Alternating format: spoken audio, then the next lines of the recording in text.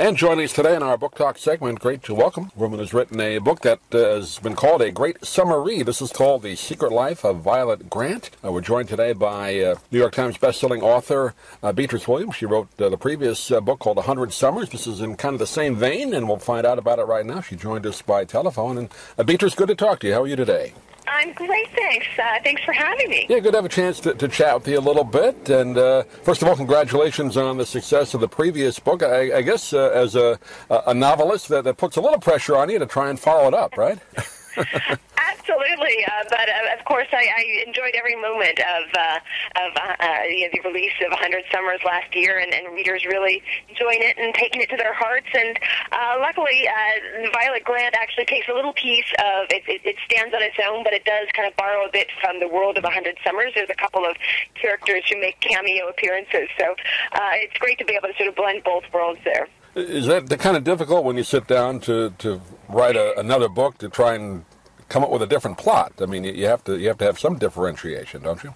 Oh, you do, but it's funny.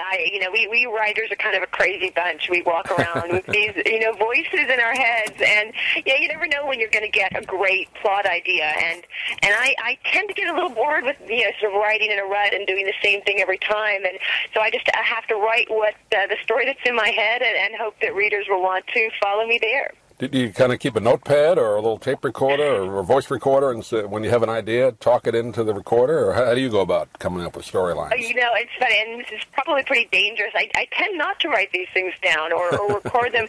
My father's an engineer, so I kind of have this, I don't know, almost a visual sort of architectural model in my head of, the various ideas and how they fit together.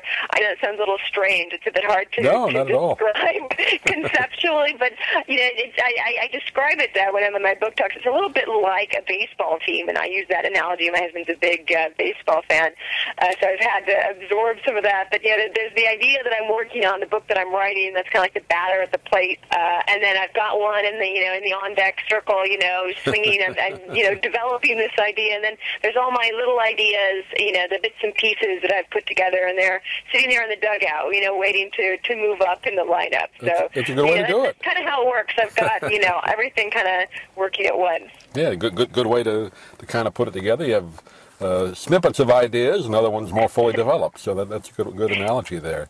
Well, this particular book, and I had a chance to read some of it. I don't like to read the end of it before I talk to an author because I don't want to give it away. But it involves kind of two different time frames, right? Early 1900s, and then another part of it is in the early 60s. That's kind of an interesting dynamic. Yes, well, I kind of grew out of a family story about a great-grandmother of my husband's who had accidentally left a suitcase behind when she was trying to get out of Europe at the outbreak of the First World War. And then many, many years later in the 50s, her son was actually sent 100 Deutschmarks as compensation for lost luggage from the German government. And it turned out, of course, that it was, for the suitcase that they'd completely forgotten about that had been left behind.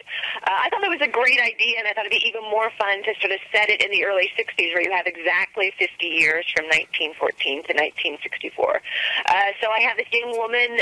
She's this ambitious young woman from a kind of a prominent New York family, and she is, her name is Vivian Schuyler, and she receives this package in the mail that turns out to contain a suitcase.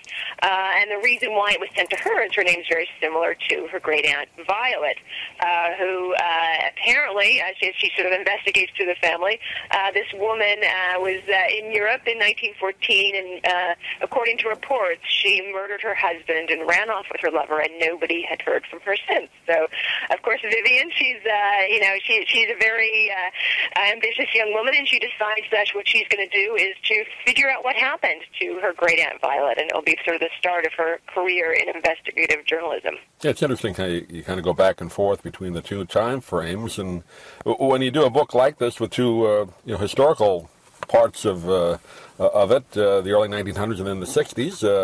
I don't think you were around in the early 1900s. I wasn't. I was around part of the early 60s as a little child, but do you do a lot of research on that, or how do you go about doing that? Well, it's interesting because for me, it's a bit chicken and egg because I usually tend to get my ideas from doing the research. So it's not as if I get a great idea and then I go off and do research on it. In the first place, I have always had a fascination with the First World War and the way that our Western civilization as a whole really transformed as a result of this disaster that was that occurred here in 1914.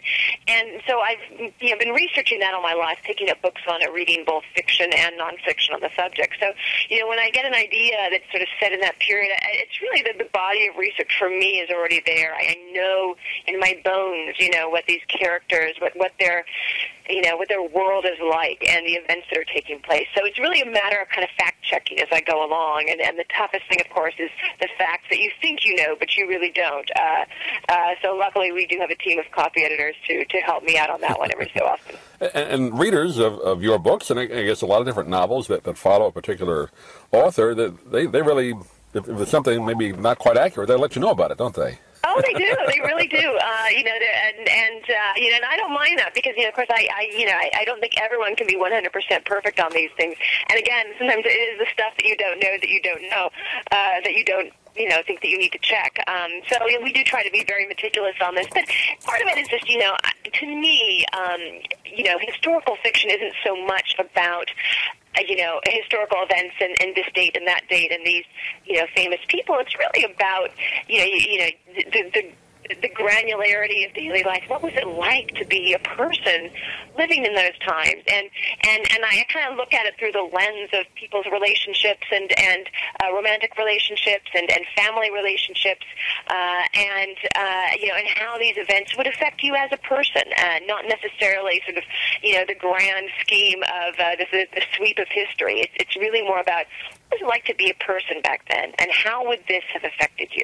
It's kind of interesting when you think how people related to each other, particularly love story in the early 1900s, and how things were changing rapidly in the early 60s. There was a whole revolution, I guess, then, right? Well, I did pick those two periods deliberately, not just because of the symmetry of the 50 years, but because the 1960s, the early 1960s, just as 1914, you're talking about a period that's really on the brink of tremendous social change.